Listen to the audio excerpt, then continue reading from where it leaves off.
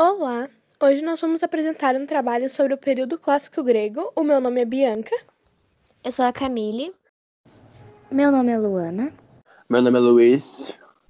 Meu nome é Milene. E eu sou a Roberta.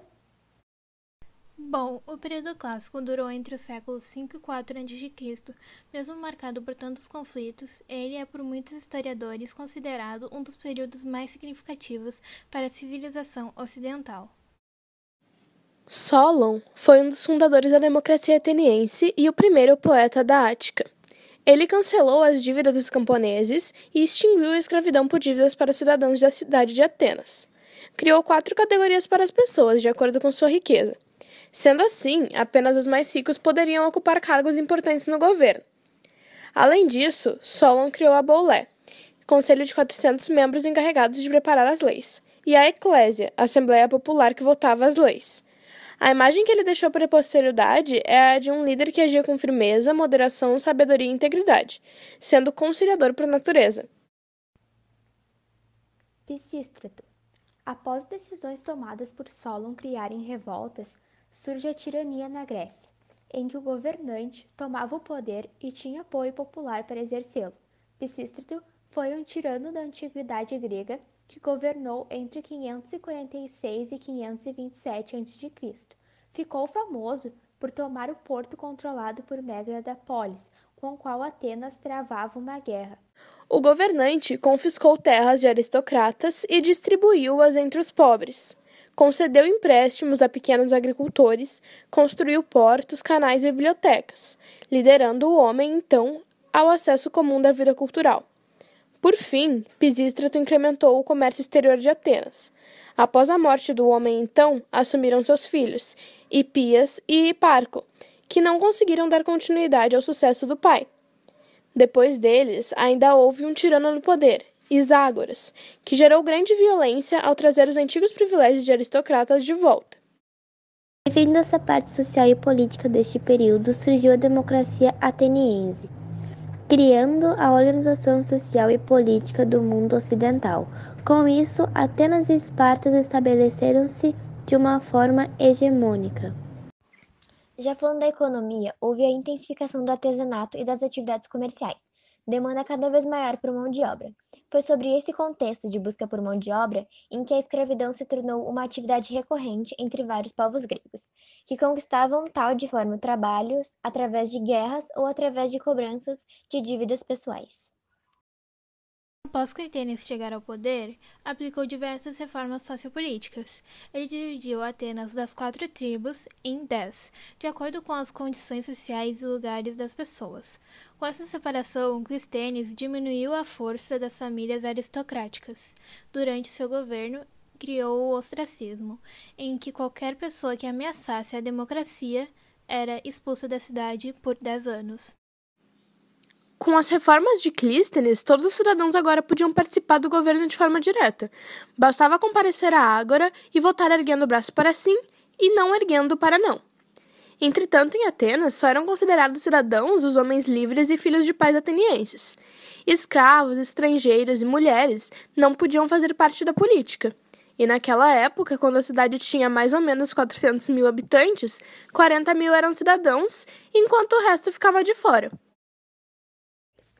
Péricles foi um grande governante da antiga Grécia. Inclusive, seu governo foi chamado de o século de Péricles ou a Era de Ouro de Atenas.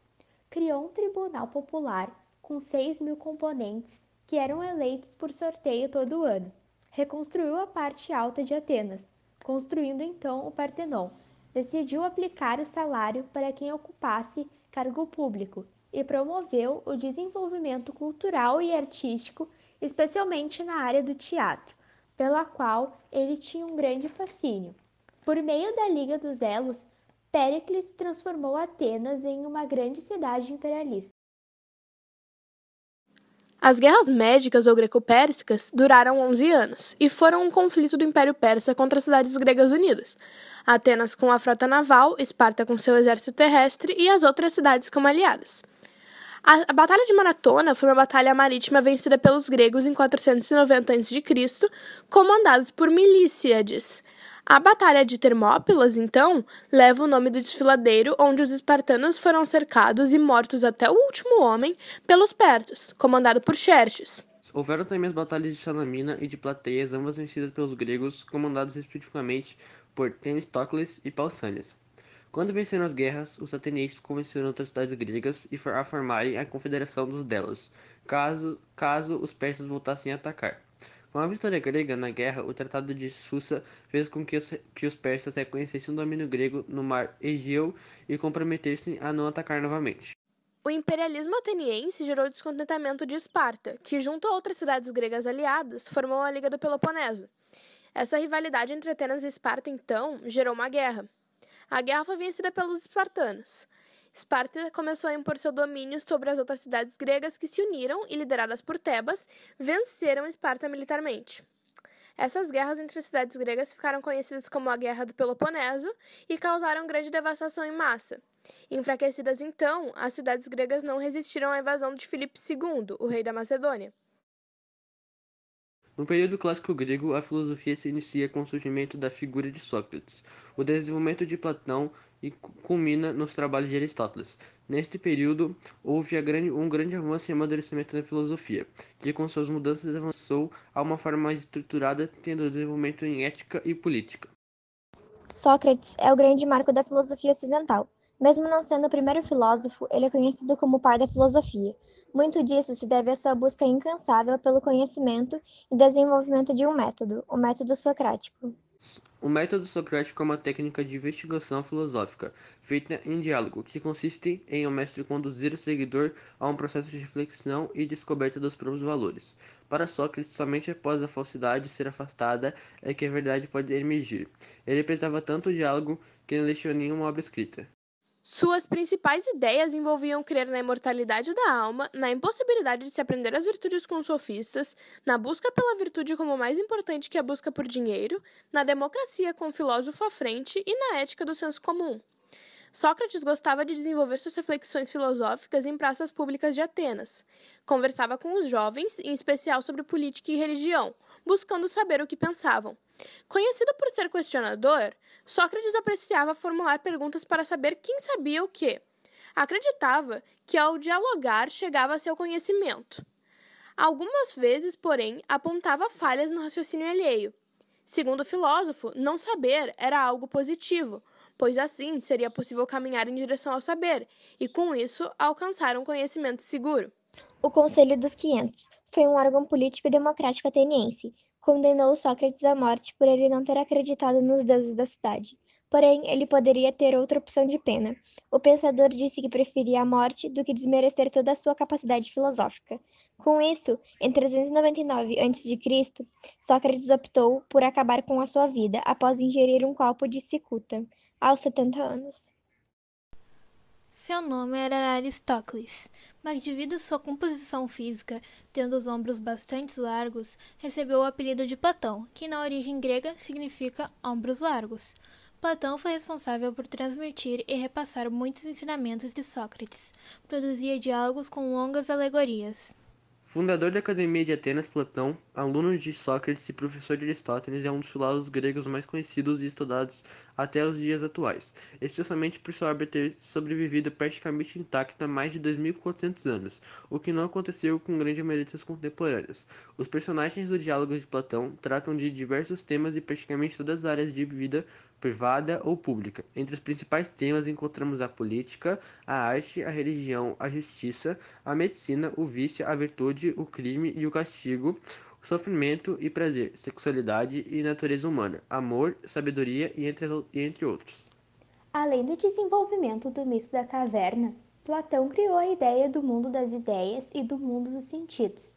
Platão acreditava que por detrás de nossa realidade material existe uma realidade abstrata. No mundo das ideias existem todas as ideias primordiais, sendo que essas ideias são perfeitas e eternas. O mundo dos sentidos para Platão é o mundo em que habitamos, o mundo material. Este mundo seria uma cópia do mundo das ideias de acordo com o pensamento de Platão. No entanto, por ser uma cópia, ela estaria sujeita ao erro e não seria eterna, e tem um tempo de duração. Aristóteles. Aristóteles foi um importante filósofo para a Grécia Antiga e para o Ocidente em geral. Diferente de Platão, ele acreditava que havia apenas um mundo. A diferença era como conhecemos esse mundo. A filosofia de Aristóteles abrange a natureza de Deus, a metafísica, a natureza do homem, a ética e a natureza do Estado, a política. Para ele, Deus não é o Criador, mas o motor do universo. Tudo tende ao bem, pois o bem é o fim de todas as coisas. E, durante a época em que escrevia, havia uma grande crise escravista. Então ele preocupou-se com todas as formas de governo e considerou legítimas a monarquia, a aristocracia e a democracia. Ele também escreveu então um longo tratado, A Política, onde analisou os regimes políticos e as formas de Estado. Talvez o maior legado que Aristóteles tenha deixado para a posteridade seja a classificação sistemática das áreas do conhecimento. Foi discípulo de Platão, lecionou na Academia de Platão. Após a morte de Platão, retornou para a Macedônia, onde se tornou preceptor de Alexandre o Grande, além de fundar o Liceu, sua própria escola para ensinamentos filosóficos. História, Heródoto. Heródoto é considerado o pai da história por ter sido o primeiro homem a tentar um estudo ordenado e objetivo das inter-relações entre os eventos históricos. Para ele, a história é a tradicional ideia grega da moderação, segundo a qual o equilíbrio é desejável e o excesso e o desequilíbrio são a receita para o desastre. Obra Histórias Heródoto. Heródoto investigava episódios e depois usava-os em suas narrativas. Em alguns trechos produziu crenças de sua época. O mesmo viajou por muitos lugares e expressou compreender os fatos do que antes julgá-los. A partir do século 5 a.C., houve grande investimento em procurar explicações racionais, e a medicina passou a evoluir. Pouco a pouco, as curas das doenças foram sendo desvinculadas dos mitos e da religiosidade. Os médicos se tornaram as pessoas mais importantes e responsáveis por conhecimento e aplicação das plantas medicinais para a cura de doenças e pelo desenvolvimento das cirurgias causadas pelas guerras. Houve investimentos em procurar explicações racionais. A história procurou narrar e explicar os fatos ocorridos em determinados contextos, assim como a medicina buscou explicar o funcionamento do corpo humano.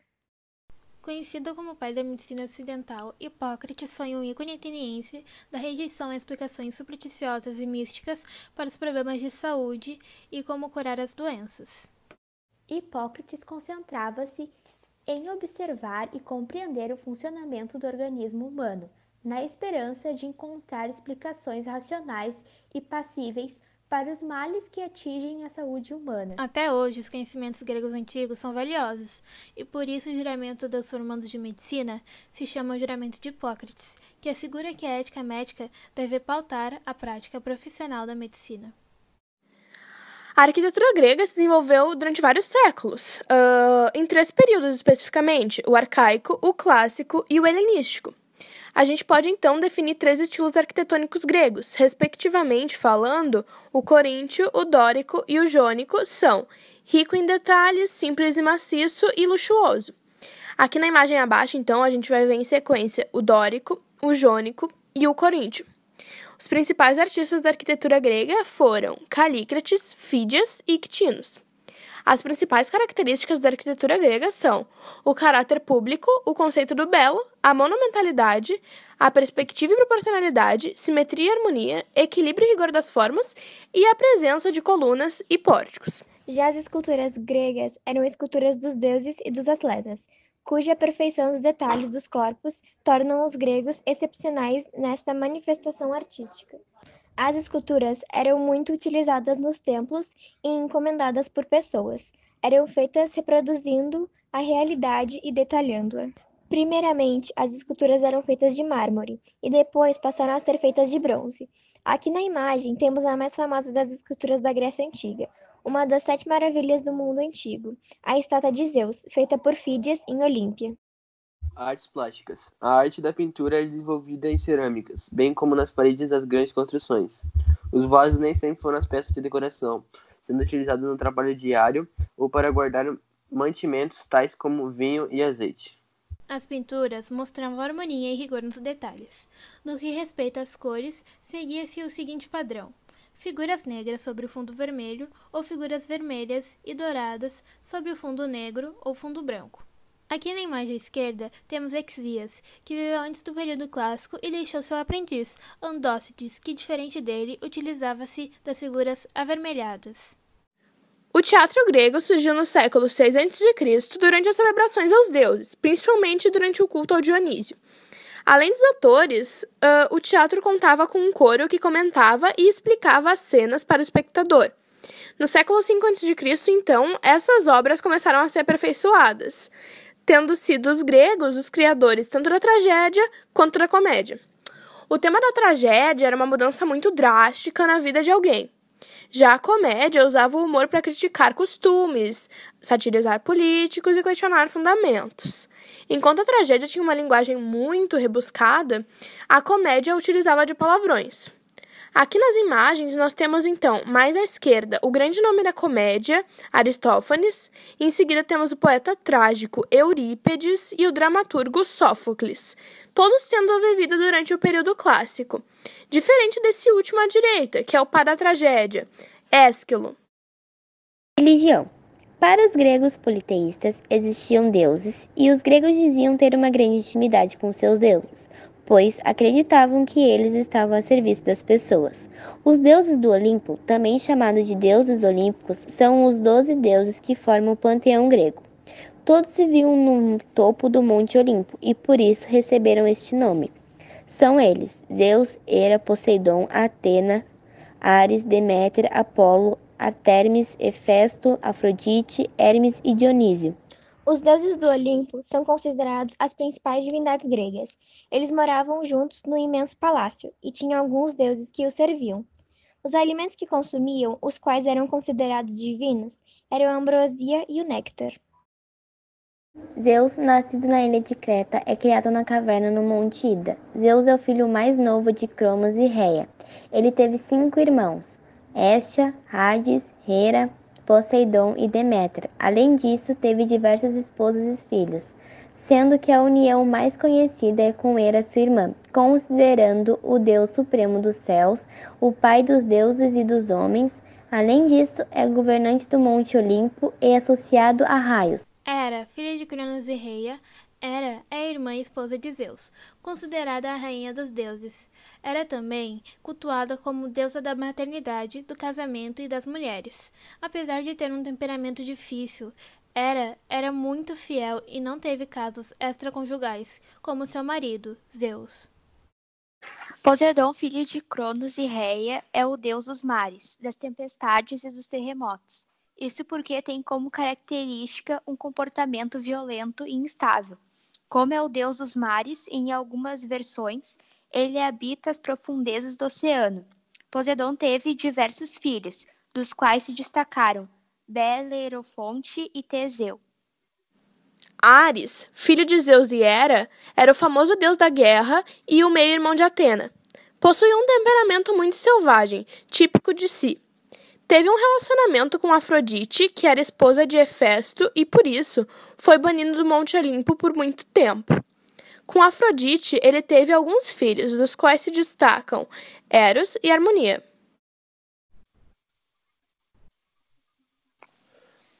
Hermes e Apolo. Hermes era o mensageiro dos deuses, era o filho de Zeus e da ninfa Maia.